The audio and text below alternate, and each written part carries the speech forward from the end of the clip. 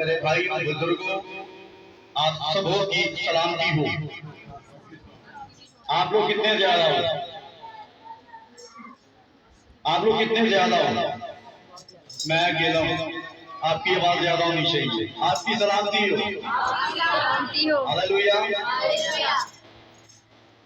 میں شکر گزار ہوں خدا باپ کا اور بیٹے کا اور روح القدس کا، جس کی قدرت سے، جس کی مرضی سے میں آج آپ کے درمیان انجیل خدا کی منادی کرنے کے لیے آیا ہوں۔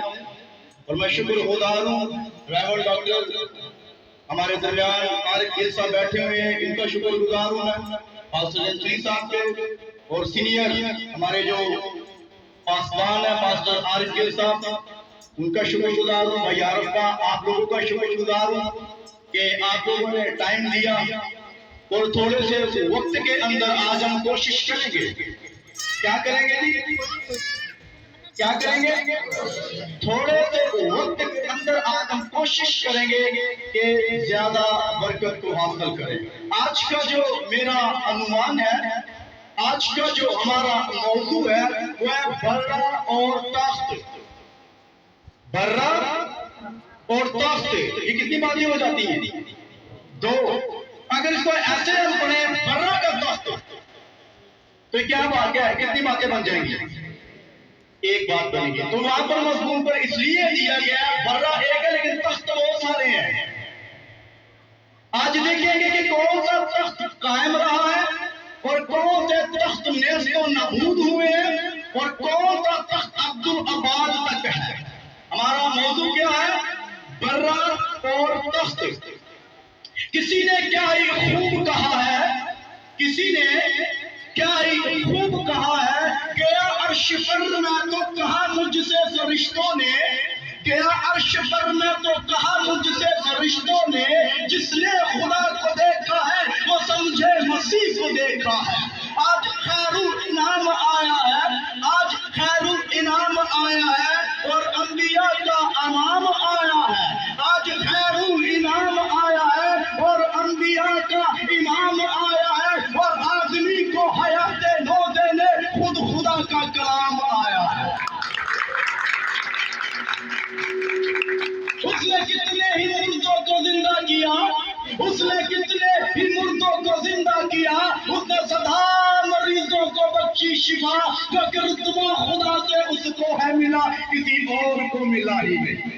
ہاللیلویہ۔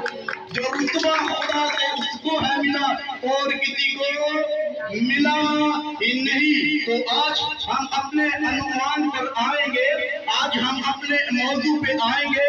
خدا کے کلام کے اندر یوحنا عارف کا مکاشفہ، اس کا ساتوں کا نواں باب، اس کا 7 باب اور اس کی نامی آیت کو بڑی شائستگی کے ساتھ، بڑی ترتیب کے ساتھ، بڑے سلیقے کے ساتھ آج ہم پڑھیں گے۔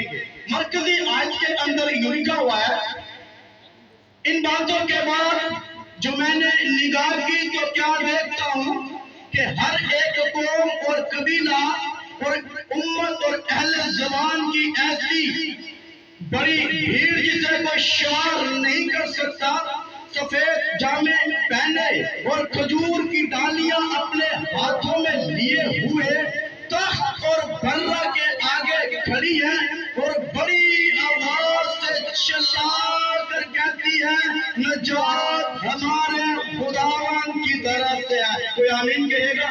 آمین۔ بلند آواز سے کہیے گا آمین۔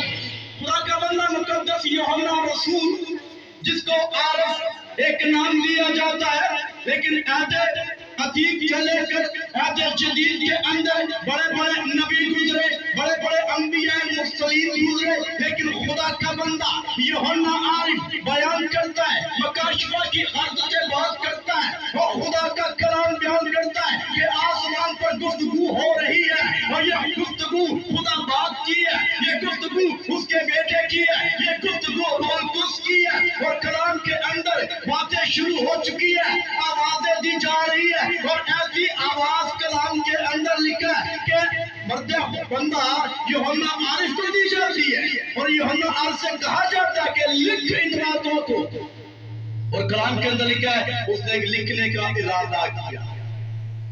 कलाम के अंदर लिखा है कि उसने लिखने का इरादा किया और इससे बेहतर कि वो लिखता।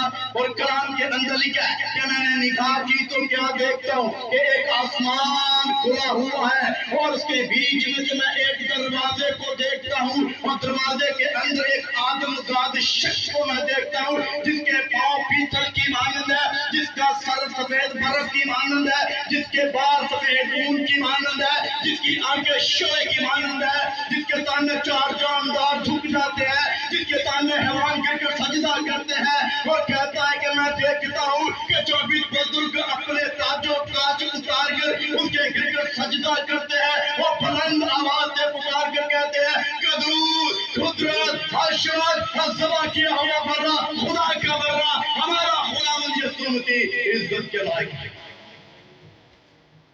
यूहन्ना आरिफ इस बात को बड़ी दलील के साथ हम भीड़ पर बात करेंगे।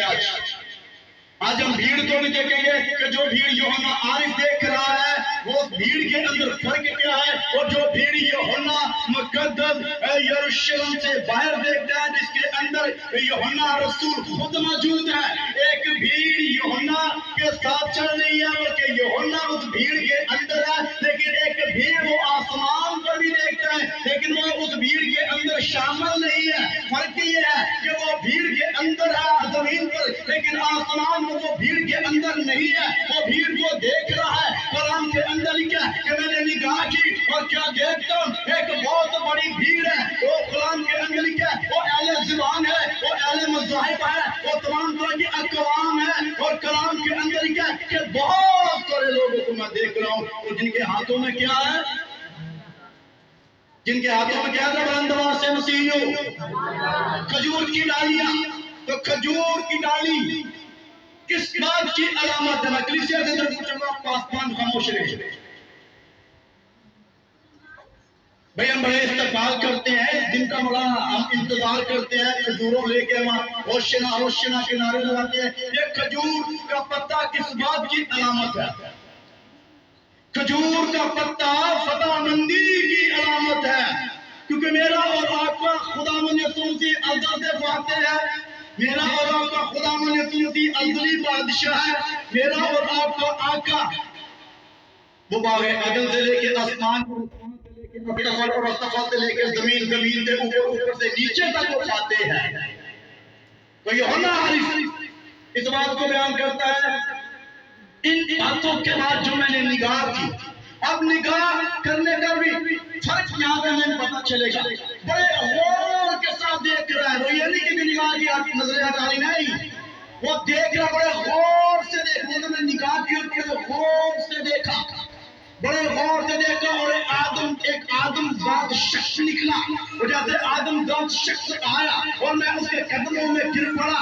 और आप वो जब इस आयत के अंदर वो देखता है, लेकिन वो इस आयत के अंदर एक तख्त को देखता है, इस आयत के अंदर एक भीड़ को देखता है। और वही भीड़ हमें मत्ती रसूल की अंजील के अंदर मिलती है। यही भीड़ हमें मक्का शुमास के 15वें बाब के अंदर उसकी तीसरी आयत के अंदर हमें मिलती है। मैं चाहूंगा भाई आज मत भूलते हुए फटाफट टाइम बहुत थोड़ा है। यूहन्ना आरिफ का मक्का शुमास उसका 15वां बाब उसकी तीसरी आयत को पढ़ने में रहनुमाई करें। और आज हम देखेंगे कि जो भीड़ यूहन्ना आरिफ आसमान पर देख रहा है और एक भीड़ जमीन पर है, इनमें फर्क क्या है? जी आप बताइए। और खुदावंद के बंदा मूसा का गीत और बर्रा का गीत गा गा कर कहते थे, ऐ खुदावंद खुदा कादिर मुतलक, तेरे काम बड़े और अजीब हैं। ऐ अज़ली बादशाह, तेरी राहें रास्त और दुरुस्त है। खुदा का बंदा अभी यूहन्ना आरिफ उसी पसे मंजर को देख रहा है। वो आसमान पर है, आसमान पर बातचीत शुरू हो चुकी हुई है। जबराइल के जरिए कलाम हुआ, मिकाईल के जरिए कलाम हुआ। अब कलाम क्या हो रहा है कि ऐ यूहन्ना ऊपर आ और देख और इन बातों को लिख। और लिखते लिखते वो 15वें बाब के अंदर जाता है। तो 15वें बाब के اندر بھی ایک بھیڑ کو وہ دیکھتا ہے. وہ بھیڑ ایسی تھی کہ وہ موسیٰ اور برا کا گیت گا گا کر کہتی تھی کہ نجات ہمارے خداوند کی طرف سے ہے. کون تجھ سے نہ ڈرے گا کیونکہ تو قدوس ہے, تو ازلی ہے, تیری راہ راست اور درست ہے. وہاں پر ایک بات آ رہی ہے, یہاں پر اس کے کام بڑے عجیب ہیں. آج ہم تھوڑی دیر عجیب کاموں پر بات کریں گے, پھر واپس ہم اپنی بھیڑ پر آئیں گے. وہ کہتا ہے کہ اس کے کام بڑے عجیب ہیں. یہ یوحنا عارف دیکھ کر اس بات کی دلائل دیتا ہے. یوحنا عارف اس بات کو دیکھ کر لکھنے کے بعد وہ بیان کرتا ہے اس قدر اس کے کام عجیب ہے کہ آسمان اس کے آگے ٹھہر نہیں سکتا. جب کلام کے اندر لکھا ہے کہ آسمان اس کے آگے سے بھاگ گیا, زمین اس کے آگے سے بھاگ گئی, آسمان کھل گیا, زمین کھل گئی, اسمان کھل گئے, اس نے مردوں کو زندہ کیا, اس نے آب حیات سے لوگوں کو زندگیاں بخشی. تو یہ کیا ہے؟ عجیب کام ہے. اور عجیب ایسے عجیب کام جب لوگوں نے متی رسول کی انجیل اور اس کے 21ویں باب کی آیت نمبر 1 سے لے کر 11 کو جب ہم پڑھتے ہیں تو وہاں پر عجیب کام لوگ بیان کرتے ہیں. کلام کے اندر لکھا ہے متی رسول کی انجیل اس کا 21ویں باب اور 1 سے لے کے 11ویں آیت کے اندر لکھا ہے کہ ایک بھیڑ وہاں سے نکلتی ہے اور وہ بھیڑ بھی میرے اور آپ کے آقا کے آگے پیچھے ہے. وہ بھیڑ خداوند یسوع مسیح کے آگے پیچھے ہے. لیکن وہاں پر بھی جو آسمان پر یوحنا عارف ایک بھیڑ دیکھ رہا ہے اور ان کے ہاتھوں میں بھی کھجور کی ڈالیاں. اچھا, کھجور کی ڈالیاں شریعت کے اندر اس بات کو بیان کیا کہ ایک دور تھا تو رات کے اندر شریعت کے اندر خروج کی کتاب کا مطالعہ کیجئے کہ لوگ ان سے اپنی گھروں کے چھتے ڈالتے تھے. اور خداوند یسوع جب متی رسول کی انجیل کو ہم پڑھتے ہیں تو خداوند یسوع مسیح جب اپنے شاگردوں کے ساتھ جا رہے ہیں تو وہاں پر بھی اس سے پہلے کہ وہ گدھی کے بچے پر بیٹھتا وہاں پر پہلے گفتگو ہوئی ہے. وہاں پر گفتگو نظر آئی. لیکن خداوند یسوع مسیح نے اپنے شاگردوں سے کہا کہ جاؤ سامنے کے گاؤں میں ایک وہاں گدھی کا بچہ اسے کھول کر لے آؤ. اگر وہ تم سے کہے تو کہنا کہ یسوع کو ان کی ضرورت ہے, کہنا آقا کو ان کی ضرورت ہے, کہنا خداوند کو ان کی ضرورت ہے. اگر وہ تم سے پوچھیں گے تو بالفور تیرے حوالے کر دیں گے, کوئی بات نہیں کرے گا. کلام کے اندر لکھا ہے کہ یسوع کے نام سے جب کوئی جا کے کام کرتا ہے تو میرا اور آپ کا یسوع تو دلوں کو چینج کر دیتا ہے. تو گدھی کے مالک کے دل کو چینج کرنے والا خداوند یسوع مسیح تھا. اور اس کے مالکوں نے جب دیکھا کہ ہمارے گدھی کو اور بچے کو لے کر جا رہے ہیں, وہ دوڑ کر بھاگ کر آئے اور کہا کہ اے بھائیو کیا کرتے ہو, اور انہوں نے کہا کہ ہمیں یسوع نے بھیجا ہے. تو جاتے ہی یسوع کا نام تم اپنے لے جاؤ, کیونکہ اس بات کو خداوند یسوع مسیح پہلے بیان کر چکے تھے. میں کہوں گا تم جاؤ گے پھر اور وہ تمہیں دے دیں گے. تو خداوند یسوع مسیح کے دن کا کلام کے اندر آج بہت ساری جگہوں کے اندر, بہت سارے شہروں کے اندر, بہت سارے ملکوں کے اندر آج اس بات کا چرچا کیا جا رہا ہے کہ وہ گدھی کے بچے پر بیٹھا اور بھیڑ اس کے آگے پیچھے جا رہی ہے. اور بھیڑ اس قدر اس کے آگے پیچھے کیونکہ رسول خدا بیان کرتے ہیں, کلام خدا بیان کرتے ہیں میرا اور آپ کا خداوند یسوع مسیح چلتا, میرا اور آپ کا خداوند یسوع مسیح چلتا تو چلتے وقت اس کے آگے اتنی زیادہ بھیڑ ہوتی. جب بھی میرا خداوند یسوع مسیح چلتا تو چلتے وقت اس کے پیچھے بہت بڑی بھیڑ ہوتی. وہ بھیڑ نہ تو 2 لوگوں کی ہوتی, نہ وہ بھیڑ 4 لوگوں کی ہوتی, بلکہ کلام خدا بیان کر کہ ہزاروں کی تعداد اس کے پیچھے تھی. اور وہ ساری کی ساری بھیڑ کلام سننے والی بھی نہیں تھی. اور اس یہی بات میں اس بھیڑ کے اندر ملتا ہے کہ ساری کی ساری بھیڑ یسوع کے نعرے لگانے والی بھی نہیں تھی. اس بھیڑ کے اندر بھی ہمیں 4 قسم کے لوگ ملتے ہیں. کچھ ایسے لوگ جو کلام روٹی کھانے والے تھے, کچھ ایسے لوگ تھے وہ معجزات دیکھنے والے تھے, کچھ ایسے لوگ تھے جو خداوند یسوع مسیح کی باتوں کو پکڑتے, جو اسی کی باتوں کو نکال کر اسی کے آگے سوال کھڑا کرتے. کبھی یہ کہتے کہ شریعت کی یہ پامالی کرتا ہے, کبھی کچھ. تو یہی بھیڑ ہمیں خداوند یسوع مسیح کے آج کے دن گدھی کے بچے کے آگے دی جاتی ہے۔ تو کیا وہ سب کے سب نعرے لگانے والے تھے؟ ان کے اندر مخالف تھے، ان کے اندر مخالف مسیح بھی تھے، ان کے اندر مسیح کو مسلوب کرنے والے بھی تھے۔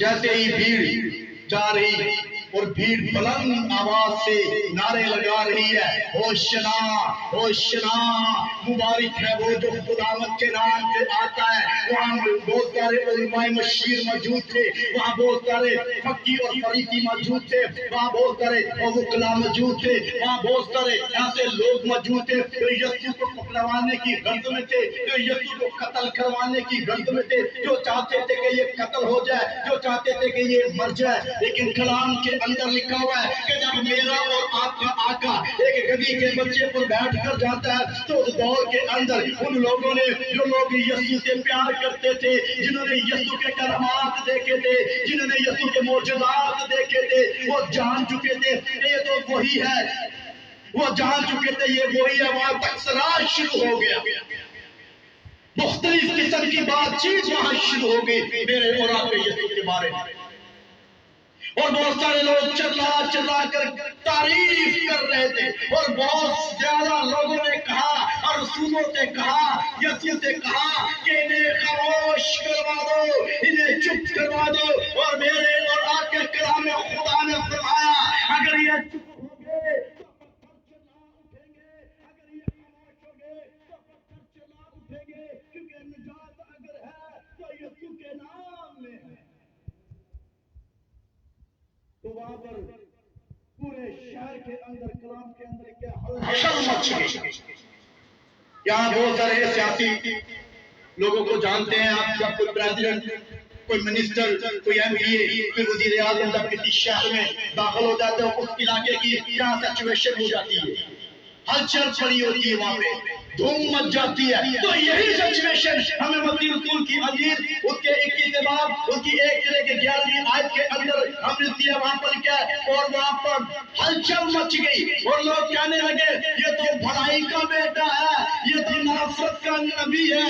وہاں پر اس کے تبصرے ہوئے، وہاں پر بات چیت ہوئی، یہ تو وہی نبی ہے، یہ تو وہی نبی ہے جس نے سامری کے ساتھ کلام کیا، یہ تو وہی نبی ہے جس نے اندھے کو آنکھیں دی، یہ تو وہی نبی ہے جس نے لازر کو زندہ کیا، یہ تو وہی نبی ہے جو کوڑیوں کو چھوتا تو کوڑ بھاگ جاتا، یہ تو وہی نبی ہے جس نے نانشا کے بیٹے کو زندہ کیا، یہ تو وہی نبی ہے جس نے یائر کی بیٹی کو زندہ کیا، یہ تو وہی نبی ہے جس نے زمین اور آسمان کی بنیاد کے نشان لگا دیے، یہ وہی نبی ہے۔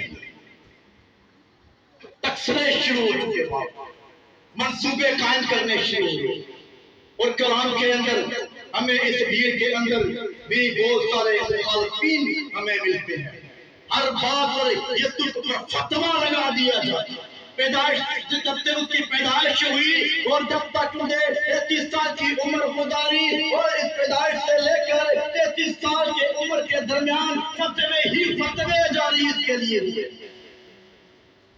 آج دیکھیں گے کون سا تخت قائم رہا، کون سا بادشاہ قائم رہا، اور کس کی بادشاہ ابدی بادشاہ کیا۔ آئیے میرے ساتھ ایک حوالہ اور پڑھیں گے، لوکا رسول کی انجیل اس کا باب نمبر 1 آیت نمبر ہم پڑھیں گے 32 سے 33 تک۔ بچاؤں گے ٹائم بہت شارٹ ہے، جلدی سے ہم حوالے ساتھ ساتھ پڑھ کرتے جائیں۔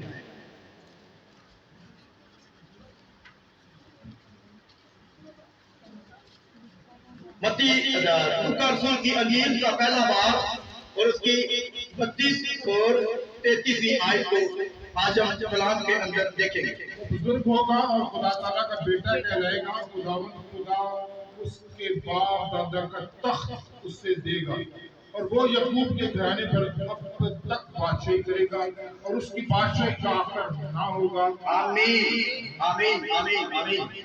اس کی بادشاہیت کا آخر نہ ہوگی۔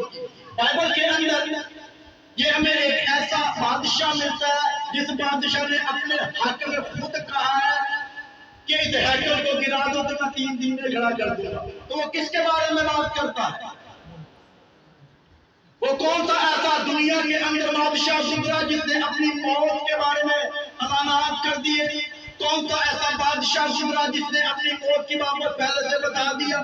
اور اسی بادشاہ کے شاگرد کہہ رہے ہیں کیا یہ پیالہ ہم پی سکتے ہیں؟ اور اسی بادشاہ کے بعد رسول باتیں کرتے ہیں. اب یہی بادشاہ کے بارے میں لکھا ہے اور اس کی بادشاہیت کا آخر نہ ہوگا. کلام خدا کو ہم پڑھتے ہیں بہت سارے انبیاء مرسلین عہد عتیق کے اندر پہلا ساموئیل اس کے 31ویں باب کے اندر اس کی آیت نمبر 5 اور 6 کو ہم دیکھتے ہیں تو اس دور کے اندر ایک ساموئیل نبی گزرتا ہے. ایک ساموئیل نبی گزرتا ہے اور ساموئیل وہ نبی تھا وہ جو اسرائیل کا نبی تھا. اب اسرائیل کو جو وہ لیڈ کر رہا تھا تو اسرائیل بات کو کہنے لگی کہ اے سلیمان نبی ہمیں بادشاہ چاہیے. آج ہمیں بادشاہ چاہیے. ایسا بادشاہ ہمارے لیے مقرر کر. ہم جس بادشاہ کو دیکھے ہمیں ایسا بادشاہ چاہیے جو ہماری وکالت کرے. ہمیں ایسا بادشاہ چاہیے جو ہم سے بات کرے. ایسا بادشاہ چاہیے جسے ہم دیکھیں اور ہمیں دیکھے. تو ساموئیل خدا کا بندہ کلام خدا کے اندر لکھا ہے وہ دعا میں جھک گیا, وہ دعا میں بیٹھ گیا اور خدا سے بات چیت کی کہ خدا یہ بادشاہ مانتے ہیں. تو خدا کے بندہ نے فرمایا ان سے بول کہ میں تیرا بادشاہ ہوں. جب تو مصر کی غلامی کے اندر تھا تو میں تیرا بادشاہ بن کر تجھے بحر اردن کو پار لے کر گیا. عقابوں کی طرح میں نے تجھے اپنے بازوؤں پر بٹھایا اور بحر اردن کو 2 حصے کر لے گیا. لیکن اسرائیل باز نہیں مانا. بار بار ایک ہی بات ہمیں بادشاہ چاہیے, ہمیں بادشاہ چاہیے, ہمیں بادشاہ چاہیے. تو لوکا سول کے اندر سے میں نے بات ابھی شیئر کی ہے کہ اس کی بادشاہی نہ ہوگی لیکن پڑھتے جائیں گے. بنی قوم اس بات کو بار بار اب کہہ رہی ہے کہ ہمیں بادشاہ چاہیے.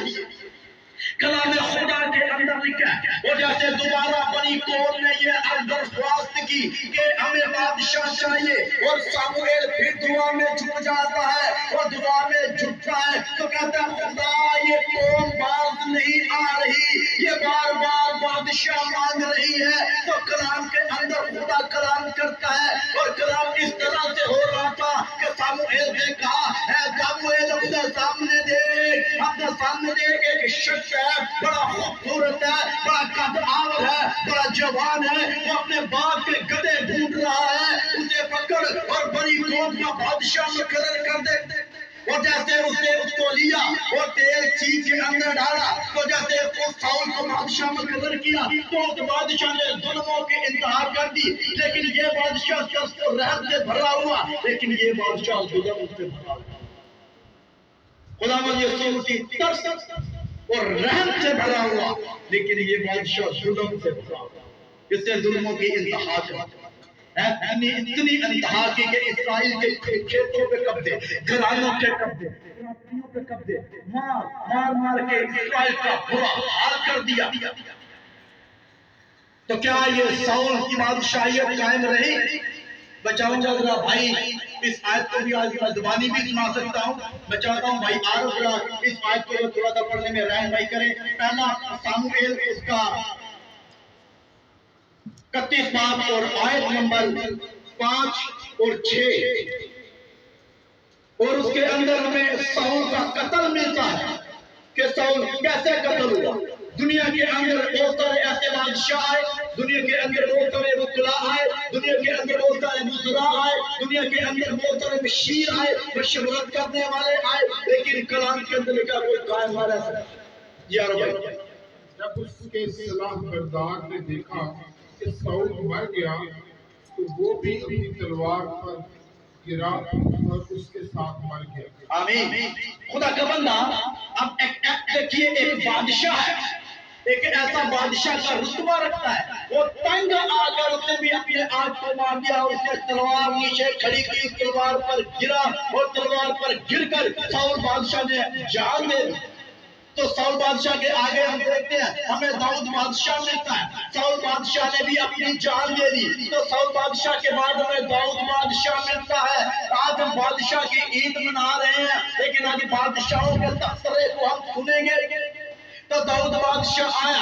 داؤد بادشاہ نے بھی بڑی قوم کی پیشوائی کی. داؤد بادشاہ نے بڑی اسرائیل کی رہنمائی کی. بادشاہ کا رتبہ لیا, نبی کا رتبہ لیا, اور کلام کے اندر لکھا ہے کہ داؤد بھی قائم نہ رہ سکا, اور کلام خدا کے اندر لکھا ہے کہ داؤد اپنے باپ دادا کے ساتھ سو گیا.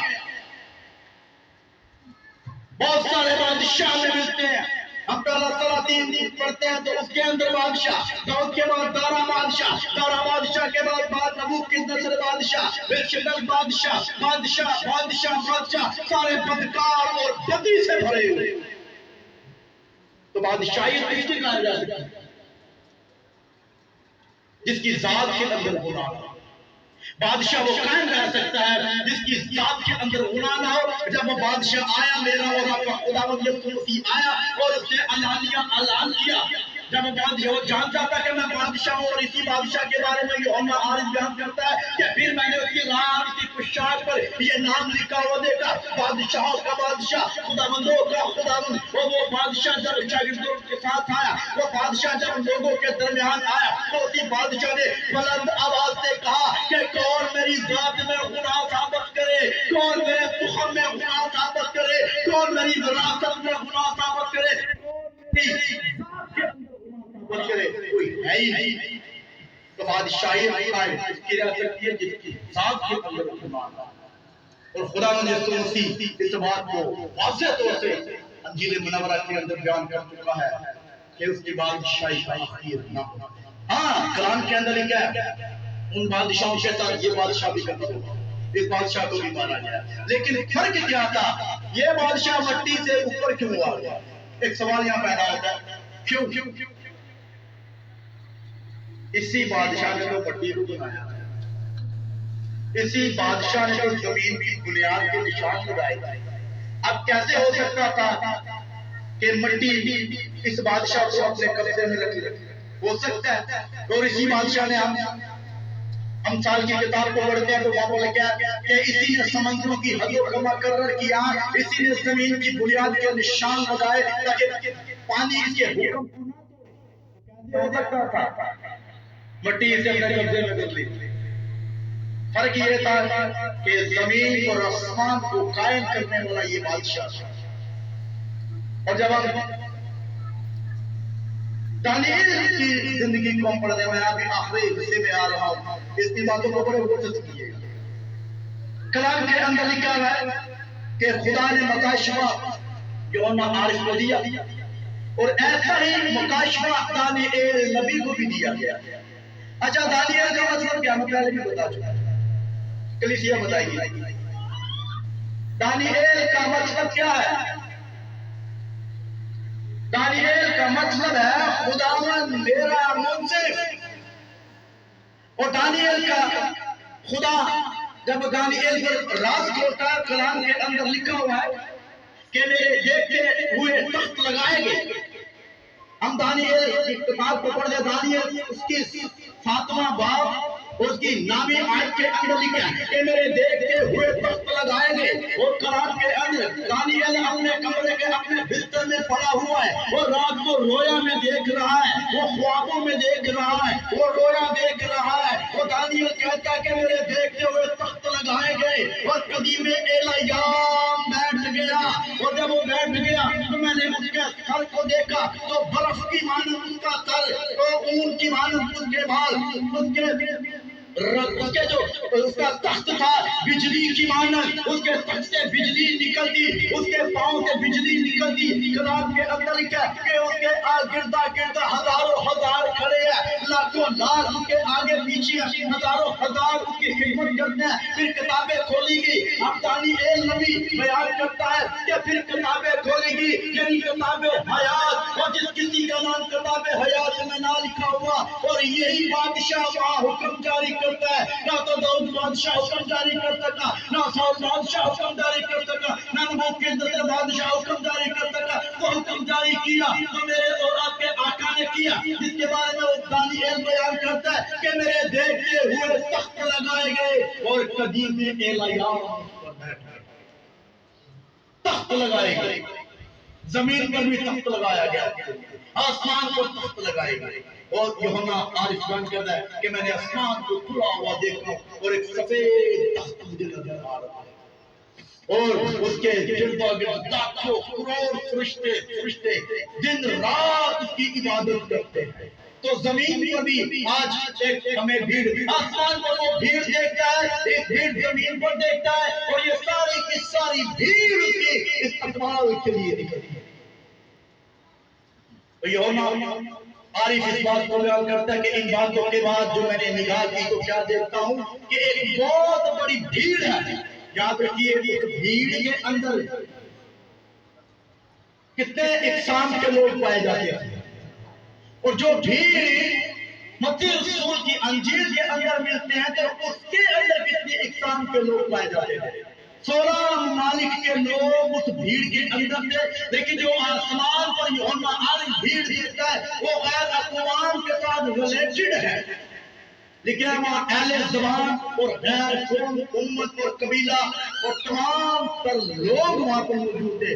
تو وہ لوگ وہ تھے جنہوں نے قبول کر لیا تھا آسمان پر اس بھیڑ میں داخل ہوگا، آسمان پر اس یروشلم کی طرف وہ جائے گا، آسمان میں یروشلم کے اندر وہ جائے گا جو قبول کرے گا۔ اور جو آسمان پر جو ہم عارف بھیڑ دیکھتا ہے کہ میں دیکھتا ہوں کہ ایک بھیڑ ہے، تو وہ بھیڑ یسوع کو قبول کرتا ہے۔ اور کلام کے اندر واضح لکھا ہوا بھیڑ چلا چلا کر کہتی ہے کہ نجات ہمارے خداوند یسوع مسیح کی طرف سے ہے۔